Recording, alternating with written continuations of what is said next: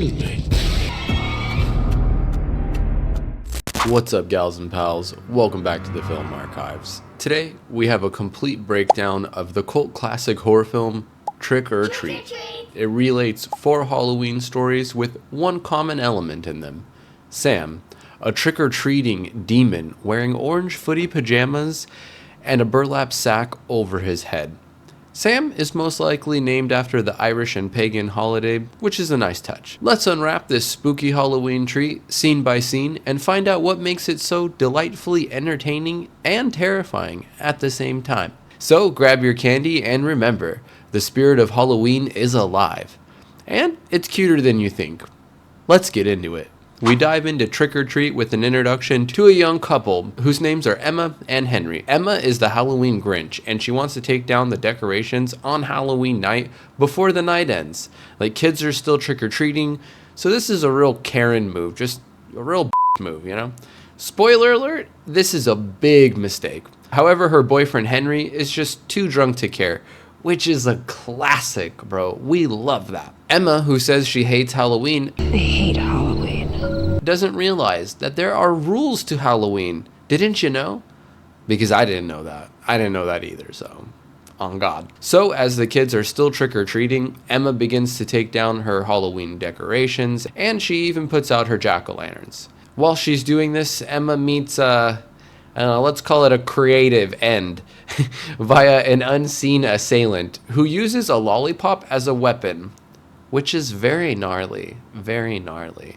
We will come to find out that this unknown assailant is actually the demonic spirit of Halloween itself, Sam. A few hours later, Henry, Emma's boyfriend, then discovers her mutilated corpse on display with the rest of her Halloween decorations, which she didn't even take down, so what was the point? None. There was none. The movie then rewinds to a bit earlier in the night, before Emma has met her untimely demise. Moving right along, we meet a kid named Charlie, and we're also introduced to his principal, a man named Steve Wilkins. He's the school principal who moonlights as a serial killer, a real multitasker. We see the young kid Charlie is vandalizing his principal, Steve Wilkins' jack-o'-lanterns, and even stealing candy from his unattended bowl. So honestly, I mean, if I see an unattended bowl of candy, I'm definitely getting me at least a couple extra pieces. Like, are you the type of person to get one, maybe a few extras, or do you just take the whole damn bowl? Let me know down below in the comment section. We then see the principal, Steve Wilkins, catch Charlie red-handed. However, the principal, Steve Wilkins, tells Charlie to stay and even offers him a candy bar. He then shortly lectures him on the importance of respecting Halloween rules and their traditions. Shortly after this, we see Charlie begin vomiting like super violently. Like, this is some straight up exorcist and some straight up conjuring. It's insane. As Charlie is vomiting and we assume dying, Principal Wilkins tells him that the most important rule of Halloween is to always check your candy. Always check your candy. Happy Halloween. The guy who plays Principal Steve Wilkins is an S-tier actor, bro. S-tier actor. We then see Principal Wilkins juggle handing out candy, killing Charlie, burying him in his backyard, and even parenting. Asshole! Billy Wilkins. He does this all in a way that will make you feel better about your own multitasking skills. Principal Wilkins attempts to bury Charlie in his backyard, but he is continuously interrupted by, trick-or-treaters, including our antagonist and the Halloween enforcer himself, Sam. He's also interrupted by his own young son, Billy, and his old cranky-ass neighbor, Mr. Krieg. And I'm not gonna lie, this scene and this story is probably my favorite from the entire movie. I don't know, it just sums up Halloween to a T, you know what I mean? It's scary, but at the same time it's fun, and it doesn't take itself too seriously, so, I really like this story. Principal Steve Wilkins then returns inside his house, and on his way he notices that his neighbor, the cranky-ass old man Krieg, is calling out for his help, but Wilkins brushes it off. We see that something has attacked and tackled the old man Krieg. It's not good. The principal, Steve Wilkins, guides his young son downstairs to the basement to carve a jack-o'-lantern. And, plot twist, the jack-o'-lantern that they are about to carve is actually Charlie's severed head. And his son is completely okay with this, and, you know, sort of a serial killer in training, you know, Dexter type moment. So it's not good, but yeah. So Principal Steve Wilkins and his son Billy begin to carve a jack-o'-lantern out of Charlie's severed head. It's crazy, bro. It's honestly quite gnarly. Moving right along, we are introduced to a group of teenage trick-or-treaters by the names of Macy, Chip, Schrader, and Sarah, and we meet a devout Halloween traditionalist by the name of Rhonda. Macy then decides to lead the group to a flooded quarry and recounts the urban legend, the Halloween school bus massacre. No, you heard. The Halloween school bus massacre. It's crazy, bro. It's crazy. And now it's flashback time.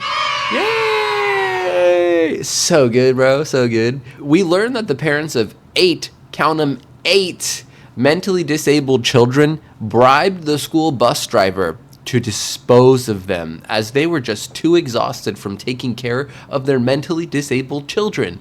These parents need to be taken down to P. Diddy's basement. Let me tell you something, brother.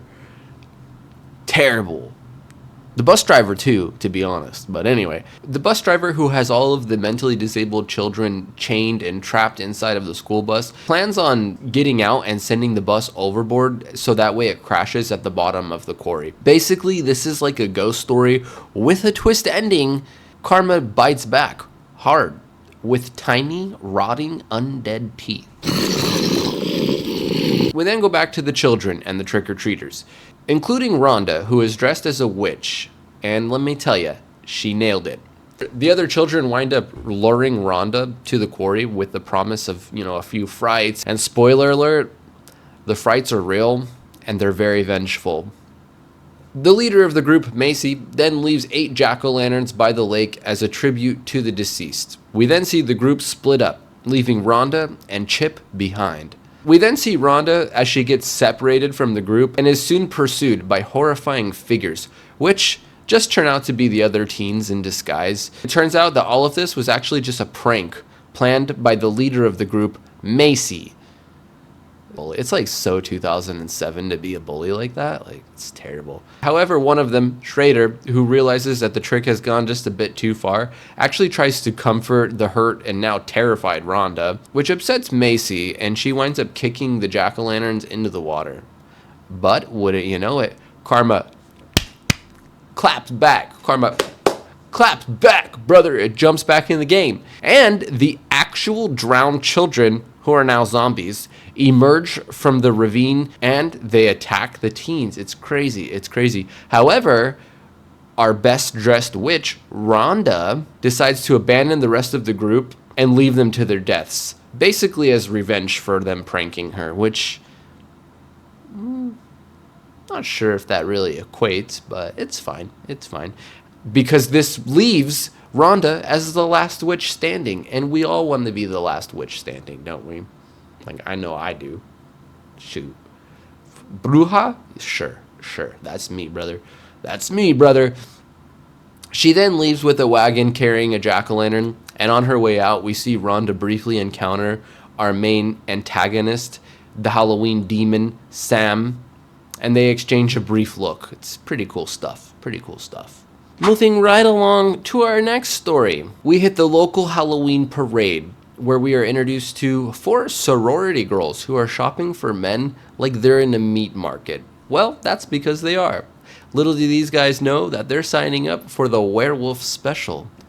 No full moons required. Even though there is a full moon, so take that with a grain of salt. Maybe they have the enchanted moonstone from Zombies 2. I don't know.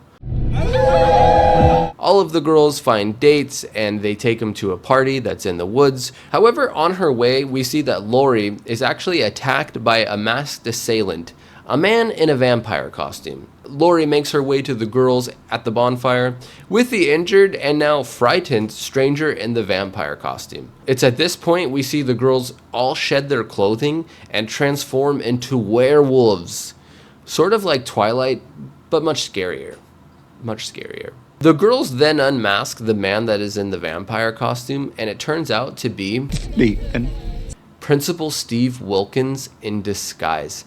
Could you have guessed that? It's just crazy. It's crazy. This guy, man. He's over here killing children, carving up their heads as jack-o'-lanterns with his son, and then he goes to the Halloween parade and tries to murder more, innocent young women. Like, what is this guy's problem? Laurie has chosen Principal Steve Wilkins as her first kill, and he honestly kind of deserves it. Laurie transforms and kills Wilkins, and she even eats him. It's crazy. Crazy, right? We see our boy Sam, the Halloween spirit, watching from a distance as the werewolves feast on the principal, Steve Wilkins, and their other now deceased dates. And I love this for him. We love it. We love it. So as our movie comes to an end, we move on to our final story of the night. We see the events that surround the old cranky-ass neighbor of Principal Steve Wilkins, Old Man Krieg, who is an avid Halloween hater. We see that he dresses up his dog to scare away the local trick-or-treaters, which is just like, bro, just give him candy. Like, it's not that hard. As the night progresses, we see Old Man Krieg encounter, increasingly traumatic Halloween-themed events. The front of his house is egged. The lawn is filled with a ton of ornate jack-o'-lanterns. We also see that the hallways and the ceiling inside his house now have like Halloween greetings on them, so it's not looking too good for our Old Man Krieg now, is it? We see that Sam, our boy, soon ambushes and attacks the Old Man Krieg. It's crazy. However, in their struggle, Old Man Krieg manages to unmask Sam, whose head is an oddly cute combination of a skull and a jack-o'-lantern. It's kind of one of those things, if you've seen this movie, you already know, so if you know, you know. But if not, take a look at how cute this little dude's face is. He's so fluffy, I'm gonna die! It's disgustingly cute. Old cranky-ass man Krieg winds up shooting Sam several times with his shotgun, knocking him down and even blowing off some of his limbs. Pretty gnarly stuff. However, none of this has any effect on Sam, who winds up incapacitating and cornering the Old Man Krieg. We then see Sam attempt to stab Old Man Krieg. However, he instead hits a candy bar that had accidentally fallen into the Old Man Krieg's lap. This basically means that Old Man Krieg basically passed out candy to Sam, completing one of the Halloween traditions of handing out candies on Halloween. So this satisfies Sam, the spirit of Halloween, and he decides to spare a now very confused Old Man Krieg. And he dips out. And if you pay attention, you can see that the photographs burning in the fireplace reveal that Old Man Krieg was actually the missing bus driver from the earlier urban legend, the school bus massacre, that we saw the teenage trick-or-treaters talking about. So it turns out that the urban legend was true, and that the school bus driver was unfortunately not taken to P. Diddy's basement. Moving on to our conclusion of the movie, we witness a now very heavily bandaged Old Man Krieg passing out and giving candy to the local trick-or-treaters, and for a brief moment we see all of the parties from the earlier stories come together. We see the son of Principal Steve Wilkins, the young Billy, sit on his porch while handing out candy, just enjoying himself, living his best life. Meanwhile, we see Rhonda pulling her wagon that's still carrying the jack-o'-lantern from when she had left the quarry earlier, and we even see the werewolf Laurie and her friends drive by. The camera then pans out and we see Emma and Henry arrive at home. It's at this point we see Sam witnessing Emma prematurely extinguishing the jack-o'-lantern and moves in to kill her as punishment. Crazy. We then go back to Old Man Krieg, who is still answering knocks at his door. However, this time when he opens his door, he is surrounded and brutally torn apart by the zombie children from the school bus massacres. So, again, karma claps back. Karma is my boyfriend. It's so good, guys. It's so good. Like, finally, these zombie kids are going to take him down to P. Diddy's basement. Like, he fucking deserves, brother. That's the twisted yet delightful roller coaster that is Trick-or-Treat. A Halloween anthology that teaches you to respect the holiday, or else. Alright, that wraps up another video. Thank you all so much for your support. I truly appreciate each and every one of you.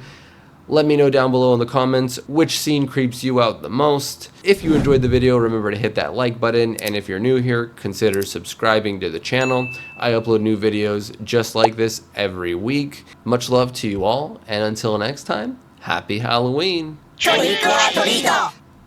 Yo, let's talk about Sam. He's the trick-or-treat man. Pumpkin head, burlap sack, always got a plan. He's the spirit of the night, watch out for that bite. He'll enforce them Halloween rules, you better get it right. In the dark he roams with a sucker and some bones, creeping on you silently, won't leave you alone.